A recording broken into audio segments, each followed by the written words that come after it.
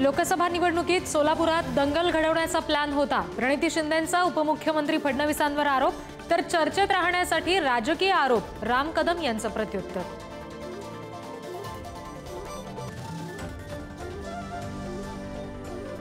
मोदींनी प्रचारात केलेले आरोप खरे नरेटिव्ह होते का? ठाकरेंचा मोदींना सवाल, तर एम फॅक्टर मध्ये मराठी येत नाही का? फडणवीसांनाही ठाकरेंचा सवाल।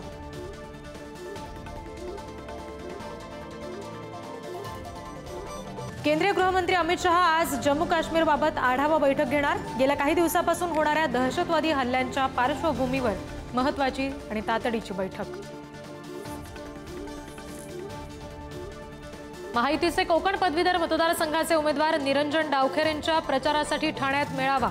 उपमुख्यमंत्री फडणवीस करणार मार्गदर्शन।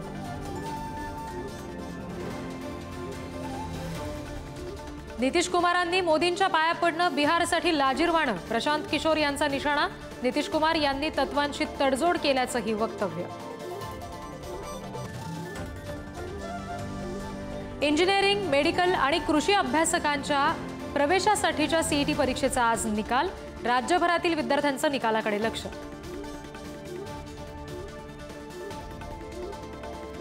आज मध्य आणि हार्बर मार्गावर मेगा ब्लॉक। माटुंगा ते मुलुंड तर कुर्ला ते वाशी दरम्यान लोकल बंद। प्रवाशांनी वेळापत्रक पाहून प्रवास करण्याचं आवाहन।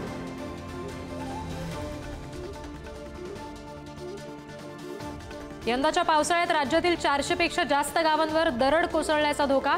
रायगड, रत्नागिरी, पुणे, कोल्हापूर आणि सातारा जिल्ह्याला अलर्ट।